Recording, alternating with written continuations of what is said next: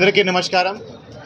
So నిన్న Chirala rural police station అంటే Epurupalem police station పరిధిలో నిన్న ఎర్లీ మార్నింగ్ అరౌండ్ 5:45కి ఒక అన్ఫార్చునేట్ షాకింగ్ ఇన్సిడెంట్ జరిగింది. ఒక 21 years old అమ్మాయిను అత్యాచారం చేసి హత్య చేయడం జరిగింది. అమ్మాయి ఎర్లీ మార్నింగ్ 5:30, 5:45 టైంకి బహిర్భూమికి బయట వెళ్ళడం జరిగింది.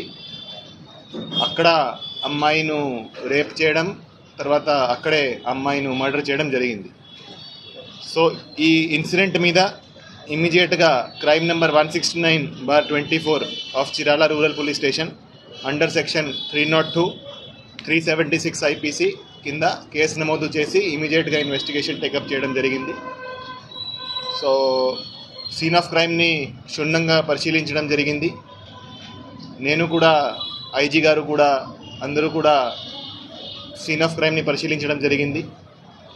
సీన్ ఆఫ్ క్రైమ్లో ఉన్న అన్ని ఆధారాలు, అన్ని ఎవిడెన్సెస్ సైంటిఫిక్ మేనర్లో కలెక్ట్ చేయడం జరిగింది. అక్కడ క్లూస్ టీమ్ పంపడం జరిగింది, అదేవిధంగా డాగ్ స్క్వాడ్ కూడా పంపడం జరిగింది. సో అవన్నీ ఎవిడెన్సెస్ కలెక్ట్ చేసి ఇన్వెస్టిగేషన్ టేకప్ చేయడం జరిగింది. ఈ కేసును సవాల్గా తీసుకొని, అంటే ఈ కేసులో అప్పటికి క్లూస్ లేవు, అంటే ఎవరు చేశారనేది మాకు ఎటువంటి క్లూస్ లేవు. ఈ కేసును అందుకని సవాల్గా తీసుకొని, అంత సీరియస్ ఇన్సిడెంట్ జరిగితే 10 టీమ్స్ ఏర్పాటు చేయడం జరిగింది. ఈ కేసు దర్యాప్తు అన్ని కోణాల నుంచి ఈ కేసు ఇన్వెస్టిగేషన్ చేయడం జరిగింది. సో మన అడిషనల్ ఎస్పీ బాపట్ల విఠలేశ్వర్ గారి ఆధ్వర్యంలో DSP Chirala and DSP Bapatla, అదేవిధంగా ఇన్స్పెక్టర్స్ అండ్ సబ్ ఇన్స్పెక్టర్స్ కింద 10 టీంలు ఏర్పాటు చేసి అన్ని కోణాల నుంచి దర్యాప్తు స్టార్ట్ చేయడం జరిగింది. ఇన్వెస్టిగేషన్ పరంగా ఈరోజు సాయంత్రం చిరాల అవుట్స్కర్ట్స్లో హై రెస్టారెంట్ దగ్గర 3 ముద్దాయిలని అరెస్ట్ చేయడం జరిగింది. ఈ 3 ముద్దాయిలు ఈపురపాలెం విలేజ్కే, సేమ్ విలేజ్. రోజు సాయంత్రం చిరాల అవుట్స్కర్ట్స్లో హై రెస్టారెంట్ దగ్గర 3 ముద్దాయిలని అరెస్ట్ చేయడం జరిగింది.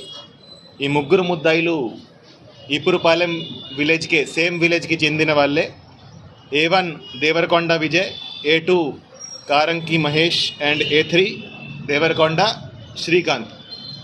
సో వీళ్ళు ముగ్గురికి ఇంతకుముందు కూడా వాళ్ళ మీద కొన్ని కేసులు, క్రిమినల్ కేసులు ఉన్నాయి.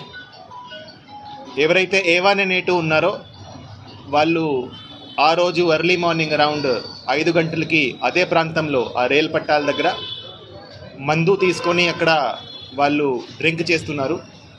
సో వాళ్ళు నార్మల్గా అదే ప్రదేశంలో తరచుగా డ్రింక్ చేయడం జరుగుతూ ఉంది. అదే టైంకి ఎవరైతే హతురాలో ఉందో, ఎవరైతే విక్టిమ్ ఉందో, ఆమె ఆ ప్రదేశానికి వెళ్ళడం జరిగింది. ఆ ప్రదేశానికి వెళ్తే వాళ్ళు అదే అవకాశంగా చూసుకొని ఆమెను ఇద్దరు బలవంతంగా లాగేసి బుషెస్లో తీసుకువెళ్ళి అక్కడ ఆమె మీద అత్యాచారం చేయడం జరిగింది. తర్వాత ఆమె నోరు మూసుకొని ఆమె తల మీద రాయితో కొట్టి ఆమెను స్మదరింగ్తో, అంటే ఆమె నోరు ముక్కు మూసుకొని ఆమెను అక్కడ చంపడం జరిగింది. ఇది చేసినాక వాళ్ళు అక్కడ నుంచి పారిపోవడం జరిగింది. పారిపోయి వాళ్ళిద్దరూ వాళ్ళ ఇంటికి వెళ్ళి అక్కడ వాళ్ళ బట్టల మీద కొన్ని మట్టి, తర్వాత కొన్ని ఈ మార్క్స్ ఉన్నాయి. అందుకని వాళ్ళ ఇంటికి వెళ్ళి అక్కడ బట్టలు కూడా చేంజ్ చేయడం జరిగింది. దాని తర్వాత వాళ్ళు ఒక్కసారి మళ్ళీ సీన్ ఆఫ్ క్రైమ్కి రావడం జరిగింది. అప్పుడు కొంతమంది వాళ్ళను అక్కడ చూడడం జరిగింది. అంటే వాళ్ళు సీన్ ఆఫ్ క్రైమ్లో మళ్ళీ ఆ రోజు కొంతమందికి కనపడ్డారు. ఎప్పుడైతే బాడీ దొరికే టైంకి, ఆ టైంకి మళ్ళీ కనపడ్డారు.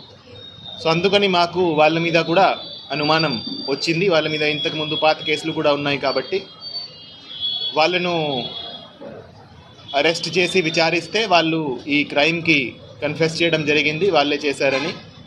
సో ఎవరైతే A1 and A2 ఉన్నారో వాళ్ళు ఇద్దరు కలిసి ఆమెను బలవంతంగా అత్యాచారం చేయడం జరిగింది.